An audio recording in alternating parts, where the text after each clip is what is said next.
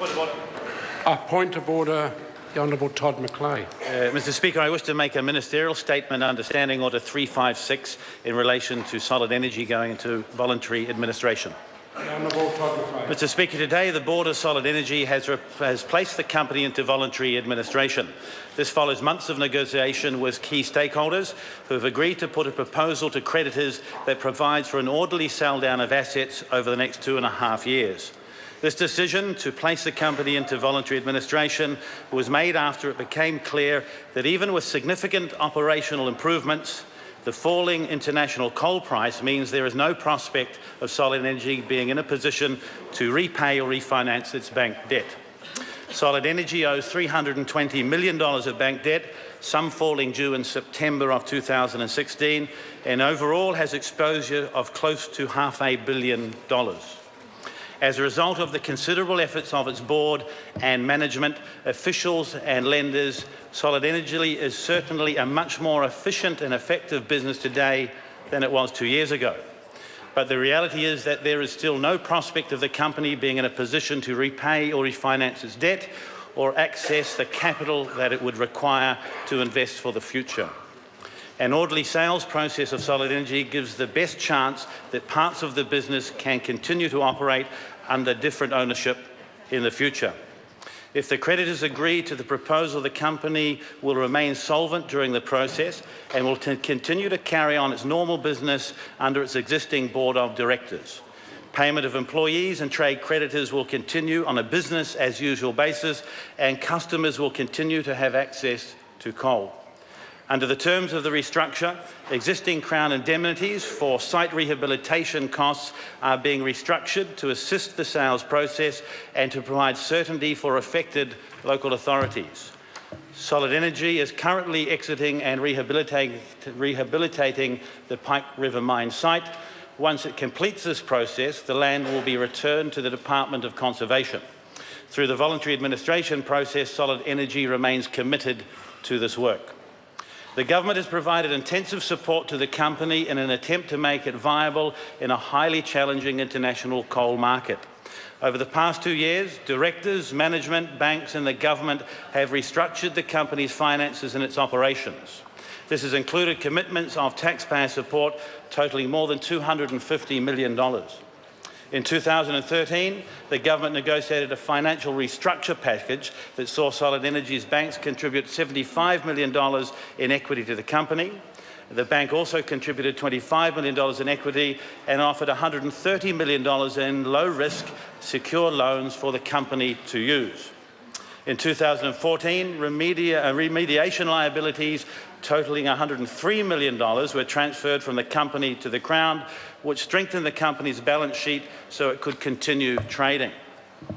However, Mr Speaker, the international coal price has fallen from over $320 per tonne in 2011 to around $85 a tonne this week. Forecast recoveries of the coal price have repeatedly failed to eventuate. This low price, coupled with the significant levels of debt, means that the company is no longer sustainable. The government was prepared to provide further support for the company if there was a reasonable chance it could be made viable. We've worked intensively with the company and its bankers on a number of options for the company to continue operating, but unfortunately none of these proved feasible. The government's focus will continue to be to invest in our core business of public services, which we believe is the best way for us to achieve our goal of higher living standards for New Zealanders.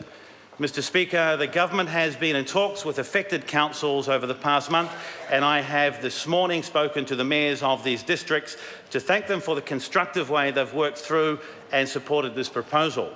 This voluntary administration offers the best chance for trade creditors to be paid and for employees of Solid Energy to continue employment in these regions.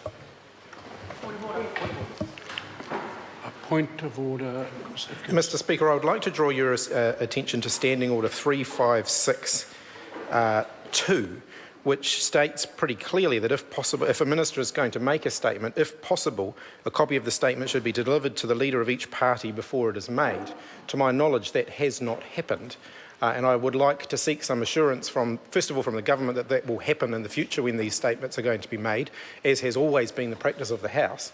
And second, an assurance from you that any consideration you may be giving after question time to other debate on this matter you will take that into consideration and won't be affected by the fact that the government have made this statement without giving any notice to the opposition of it. Point of order. I'll hear from the Honourable Todd McLean. Mr Speaker, my office did deliver copies, to the best of my knowledge, just after 1:30 today of the statement I've read in the House. Point of order. Point of order. Is it in relation to this matter? Let me just rule on this matter. I would certainly anticipate that the government would have sent such copies of this statement. That's not a requirement of standing orders, but it certainly says it possible to do so.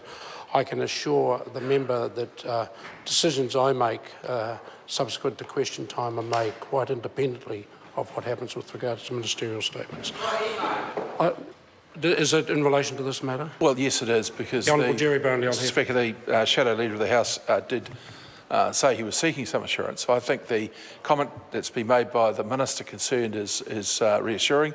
It is always our practice to comply as much as possible as the standing order requires of us. But I'd hope he accepts also that in the time I've been in my current role as Leader of the House, that I've tried very much to ensure that parliamentary procedure is inclusive of all those who are part of it as is possible. So this is a bit disappointing. It now appears that perhaps some other communication might not have occurred that should have. In any event, sir, I hope that the House accepts we're not trying to be in any way obfuscating our responsibilities. Indeed, that's why we're having a ministerial statement. Okay, I'm now looking for a response. The Honourable Clayton Cosgrove. Mr Speaker, this is indeed a very, very sad day, and I start by saying this. I hope Tony Ryle, the former Minister of SOEs, wherever he may be, is listening very, very carefully to this. No, Mr Brownlee says Mr Nasty. The Mr Nasty in this piece, sir, is a government that ran this company into the ground.